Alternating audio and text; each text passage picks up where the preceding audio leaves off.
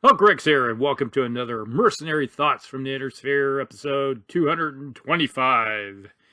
And today we're going to be talking about the Naginata. There we go. I think that's Naginata.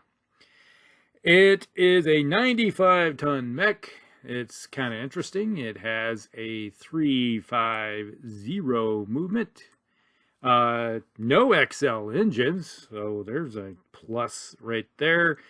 It has 15 double heat sinks to dissipate a lot of heat, which isn't bad. And then we have 240 points of armor, which is 50 points shy of maximum. And, well, so 240 isn't bad for what this mech has on it. Now, the interesting thing is that this is a kind of a command mech that has a C3 computer. Yeah, that's kind of nice. We have a C3 computer in the left torso, which coming in at 5 tons. It has an LRM-15 with, well, 4 tons of ammo in the right torso. Artemis fire control system. And then we have case. All right, so heck, we're knocking off all the extra little tidbits of tech here. We have an LRM-15 with 2 tons of ammo in the left torso. There's kind of shy of some room over in that left torso when you throw in that computer. And it also has Artemis fire control system. And then we have in the left arm an ER-PPC. All right, for in-close weapons fire. Yeah. You got that. Then we have an LRM-15 in the right arm with Artemis fire control. So we do have a system that basically has, what, 48 shots with it, with 3 launchers. So yeah, you're looking at roughly, what, 16? Well, not 16. Something like that. It's got quite a few turns of firing. So it can get the job done pretty decently. And it's definitely a fire support mech with command and control aspects to it. I've used it many times. It's like the only reason I don't have this mech, mostly because it's a Karita mech, and I haven't ever really picked up and focused on building a house Karita force until recently, so it's probably going to be one of those ones I'm eventually going to collect up into the arsenal.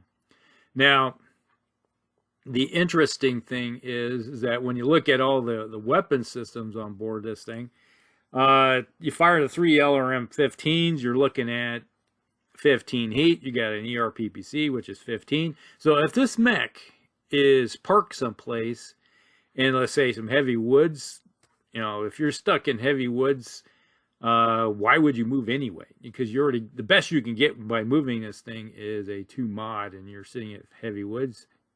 Park yourself.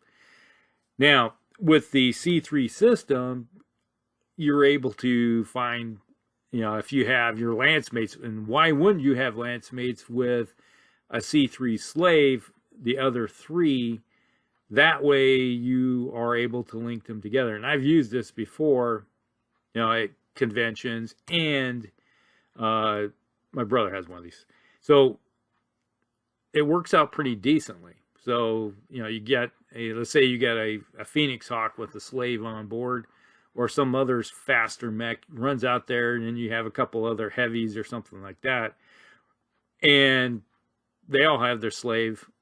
You know, they can go out there, and you're using their range, so why not? If there's no ECM to worry about, you could sit there at longer ranges. Heck, you could be at ranges 18 to 21, and you're raining down death on somebody just parked, and you can do that all day until you run out of ammo.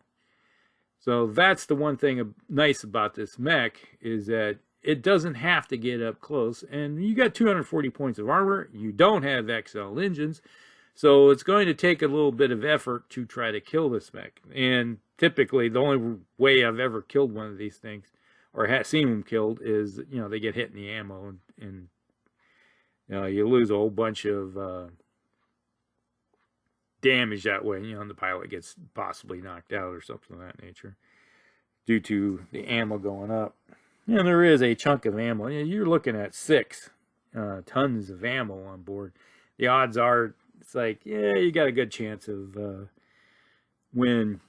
I'm going to just go look at the sheet real quick. I think it is pretty much open. Yeah. You look at the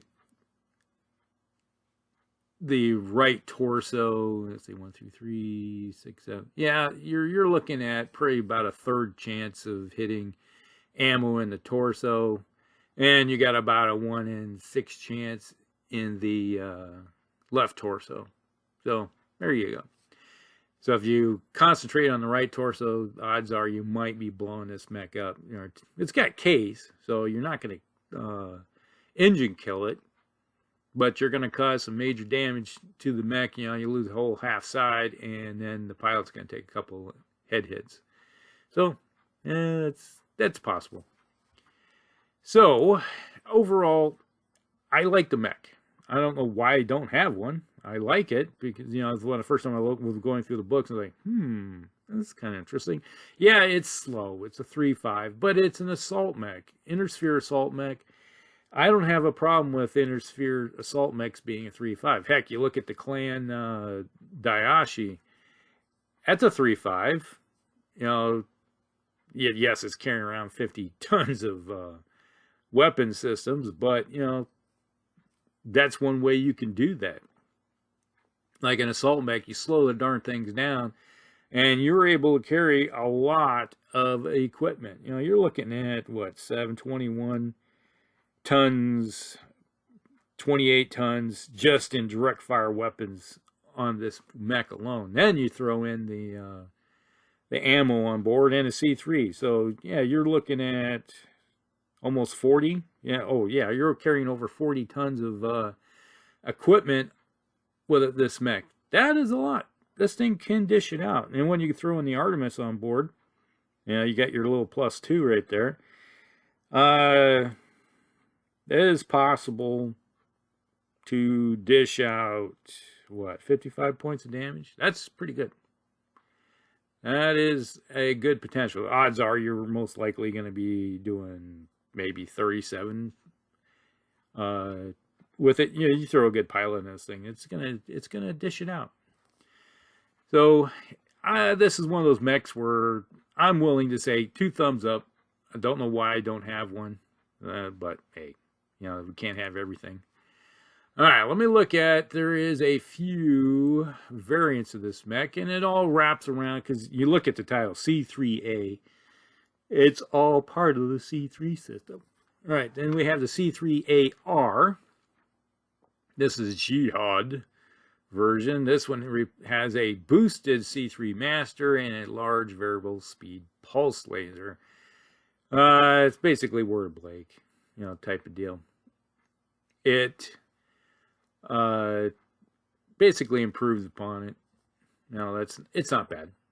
You know, it's dealing with, you know, you get the large Intersphere large pulse laser, so basically it's more of in close defense. I don't mind having the ERPPC, because I prefer to have something that reaches out and touches somebody. I'm not a big fan, unless you're going to throw something on jump jets or something and you're looking at making it a city fighter. Okay, then that might be a good replacement. If you're doing a city fight, yeah, having the swap between a large pulse laser to the PPC might be a viable option. But typically, yeah, how many times does anybody fight in a city? All right, then we have the C3B. This version removes one of the LRM-15s, adds a second master, C3 master, and a Guardian ECM. All right, I can get behind that. You're basically turning this into a company command mech. And it has ER medium laser and ER small for added close defense. So you got some extra tonnage there. Basically, by removing one of the launchers, they probably, you know, you're removing 8 tons right there. And then you have the C3 Master cost you 5 tons. So, you know, you're looking at 3 right there And that's a direct. You know, you're looking at the Guardian ECM with an ER medium laser and a small laser. And it actually, the heat output is pretty much the same, because with the ER medium laser, odds are you're not going to be using the ER small very much until you get in close. So that is a nice little one. And you're able to tag in a whole bunch more mechs into a network. You know, that works out pretty good. When you got a bunch of mechs going off one mech's short range, and you're able to rain death onto other mechs, it works great against. That's a great equalizer when it comes to fighting, like, say, the clans. And that's the one thing that the House Created did have a good advantage, if they were willing to use it. That's the other thing. All right, now we got the C3C. All right, this variant has greater mobility. The C3C is based on the A version. Removes 2 tons of ammunition, and the Master replaces it with a C3 Slave, and uses the added weight to add 3 jump jets. Okay, so now you have a 353. Obviously, that's going to cost you, what, 6 tons for the jump jets. That's why when you get rid of the Master, you're able to throw on the Slave. Now, if you have the Master version, the A version, and then you have, let's say, 2 of these C3Cs, and then maybe toss in at least a 5 or 6, 9 moving medium or mech or something of that nature to be your eyes and ears, you can do a lot of damage up close, and you're able to obviously a little bit of mobility with it. I don't necessarily say that a 353 is overly mobile, but hey, having jump jets is always a good deal, because there's been many times you're looking at something, it's like the only way to extract yourself out of the situation is just jump. And let's say it's like, geez, it's going to take me a lot of effort to get over those woods, or through those woods, or over that build, or past that building, or some type of obstacle. You just jump, get over it, and be done with it. And having jump jets is a great equalizer for extracting yourself out of our own predicaments. Sometimes we make our own problems. All right, so I can get around that version pretty decently. I wouldn't have a problem turning a lance of, having 3 of these mechs, in a lance with a fast mover for your eyes and ears. All right, that is it when it comes to the variants. Now, overall, I'm not don't have a problem with this mech. I like it. It seems to do the job pretty decently. And it's probably going to be on the short list of probably picking one up, because I'm building a Kurita force now. So a lot of my mechs, those Intersphere ones that I picked up in the last Kickstarter, will be House Kurita. So yeah, it might be interesting to pick a couple of these up just to expand upon my Kuritan force. All right, so that is it. Hope you guys liked this one. So hit the old like and subscribe, and we'll see you in the next one. Hellcorrects out.